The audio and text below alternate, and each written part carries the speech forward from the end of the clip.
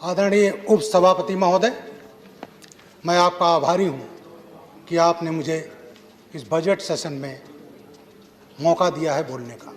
मैं नया सदस्य हूं। मैं साथ ही साथ अपने पार्टी का, अपने मुख्य सचेतक श्री प्रताप शुक्ला जी का भी आभारी हूं, जो मुझे आज इस पर बोलने का मौका दिया गया है।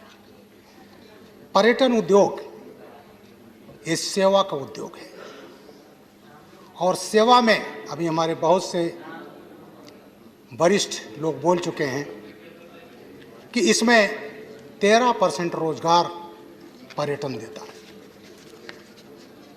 महोदय, मुझे अपने सेवा काल में कई पर्यटन स्थलों पर पोस्टिंग का मौका मिला।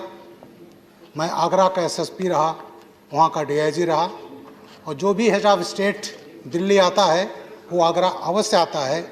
तो प्रोटोकॉल में रहते रहते हम भी टूरिस्ट गाइड बन गए थे।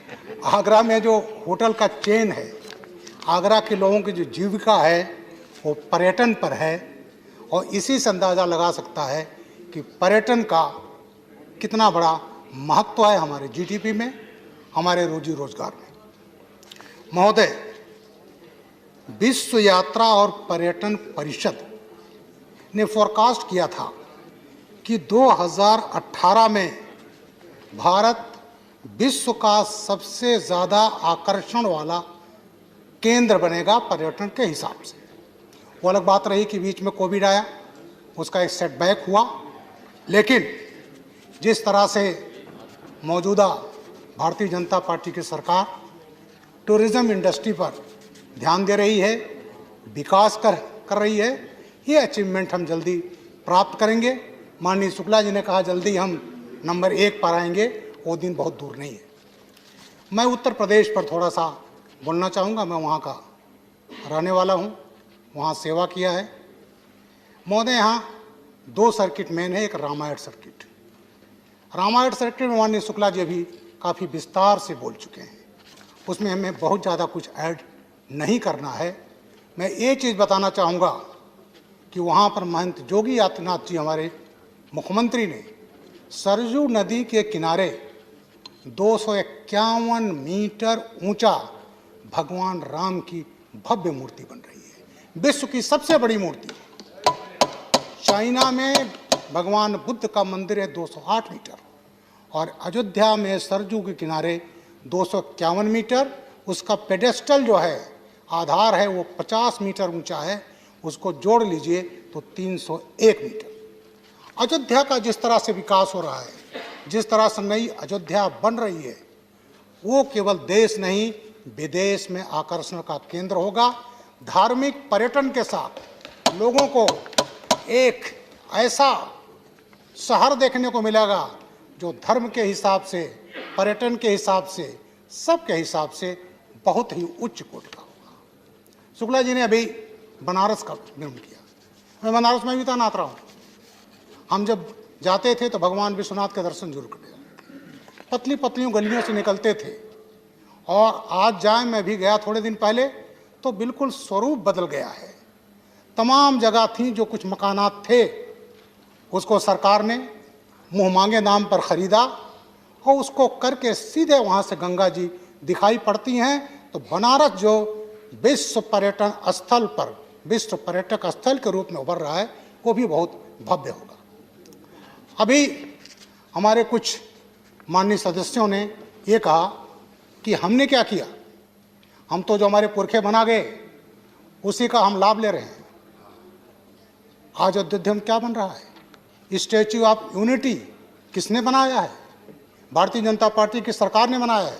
सरदार पटेल की प्रतिमा, और ख़ासकर हम जो पुलिस बैकग्राउंड के हैं, हम लोग उनका सम्मान इतना करते हैं सरदार पटेल जी का, कि हमारी एकेडमी जो हैदराबाद में है उसका नाम ही है सरदार वल्लभ भाई Patel national police academy. Sir, आपने रखा, बड़ी अच्छी बात, जिसने भी रखा, बड़ी मैं उसका स्वागत करता हूं सर। प्लीज तो सरदार पटेल के उस पर जो स्टैच्यू ऑफ यूनिटी जो बनी, वो वास्तव में दर्शनीय है। अब मैं आता हूं बुद्धिस्ट सर्किट। बुद्धिस्ट सर्किट, भगवान बुद्ध जहाँ जहाँ गए, जहाँ जहाँ उनके चरण पड़े, वो सब बुद्धिस्ट सर्किट में आते हैं। चाहे बिहार का बोध गया हो, हमारे वरिष्ठ सदस्य काफ़ी उसके बारे में बोल चुके हैं, राजगीर हो, वैशाली हो, उत्तर प्रदेश में सारनाथ हो, कुशीनगर हो, कपिलवस्तु हो, श्रावस्ती हो। मैं माननीय उड्डयन मंत्री को, माननीय नरेंद्र मोदी जी को आभार व्यक्त करना चाहता हूं कि कुशीनगर जो बुद्धिस्ट का इंटरनेशनल सेंटर है, वहां जरूर आते हैं। उनका परिनिर्वाण हुआ था, वहां पर इंटरनेशनल स्तर का हवाई अड्डा भी बन गया है। महोदय, रांची में भी है बुद्धिस्ट स्थल, एक ईंट खोई जगह है, वहाँ कहते हैं भगवान बुद्ध गए थे तो महाराजा शुद्धोधन ने खोजने के लिए भेजा, वो मिले लेकिन गायब हो गए, तो उसको नाम रखा ईंट खोई, उसका नेपाली में शब्द होता है यहीं से खो गए। तो तमाम ऐसे स्थल हैं नॉर्थ ईस्ट में। आप जाइए अरुणाचल प्रदेश, मैं वहाँ भी गया हूँ सेवा काल में, और वहाँ पर तमाम मठ, मोनेस्ट्रीज, सिक्किम, ये तमाम जो बुद्ध स्थली हैं वो सब हमारे लिए बड़ी इंपॉर्टेंट हैं। उत्तर प्रदेश में मथुरा, सर मैं जब डीआईजी रेंज जा रहा था तो मथुरा में रेंडर में था, वहाँ का म्यूजियम जाकर देखिए, बुद्धिस्ट भगवान बुद्ध की जो मूर्तियाँ हैं उससे भरा पड़ा वहाँ का म्यूजियम, और वहाँ की जो भगवान बुद्ध की मूर्तियाँ हैं उसको मथुरा शैली के नाम से जाता है। गांधार शैली, गांधार जो था जहाँ पर बामियान बुद्धा उसी क्षेत्र में था, जिसको तालिबानियों ने तोड़ दिया। महोदय, इसमें बुद्धिस्ट सर्किट में उत्तर प्रदेश में कुशीनगर बहुत अच्छा हुआ है, और तमाम विदेशी जो देश हैं बुद्ध धर्म को मानने वाले हैं, थाईलैंड, लंका, म्यांमार, उन्होंने भी मंदिर बनाए हैं। श्रावस्ती है। अब मैं आता हूँ कपिलवस्तु, क्योंकि मुझे एक प्रश्न किया था, कम मौका मिला था, तो उसके बारे में हाईलाइट करना चाहता हूँ। सिद्धार्थनगर जिला, मैं वहाँ का निवासी भी हूँ। वहाँ पर एक प्लेस था पिपरावा, 1972 में वहाँ टीलों की खुदाई हुई और वहाँ एक स्तूप निकल आया, महाराजा शुद्धोधन का महल निकल आया, और उस स्तूप में भगवान बुद्ध का अस्थि कलश मिला। वो अस्थि कलश यहाँ म्यूजियम में रखा हुआ है, लेकिन चूंकि अभी नया स्थान था 1972, तो उसके विकास को उतना ध्यान नहीं गया है। उत्तर प्रदेश सरकार ने 1988 में उसी पिपरावा के नाम पर उसका जगह का नाम रखा, विधानसभा क्षेत्र है कपिलवस्तु, और जिले का नाम 1988 में मूल जिला बस्ती था, उसमें से निकाल करके जिला सिद्धार्थनगर बनाया। माननीय गडकरी जी का मैं बहुत आभारी हूँ। उन्होंने बस्ती से कपिलवस्तु तक के 4 लेन क्या बढ़िया सड़क बनी है। हम बस्ती से जाते थे, हमें बड़ा मुश्किल होता था सिद्धार्थनगर पहुँचने में। अभी मैं गया था मार्च में, क्या सड़क बनी है। जो वहाँ छोटा सा कस्बा था नौगढ़, उसके ऊपर से ओवरब्रिज बना है, नदी पर देखने लायक है। इसके अलावा रेल मंत्रालय ने बस्ती से कपिलवस्तु तक रेल लाइन, नई रेल लाइन का सर्वे हो चुका है, और पिंक बुक नंबर 6 में वो अनुमोदित है। तो मैं रेल मंत्री जी से अनुरोध करूंगा कि पिपरावा को जोड़ने के लिए जो कपिलवस्तु है, भगवान बुद्ध की जन्मस्थली, वो प्रूव हो चुकी है, उसके लिए वो रेल लाइन से भी जोड़ दिया जाए। कपिलवस्तु कुशीनगर और श्रावस्ती के बीच में है। श्रावस्ती जिले में है, गोंडा के बगल में, बहराइच के बगल में। पिपरावा जो है, जो कपिलवस्तु अब हो गया है, वो बीच में है, जहाँ भगवान बुद्ध की जन्मस्थली है। उसके ठीक पार नेपाल के ये place, please start concluding, you have 1 minute.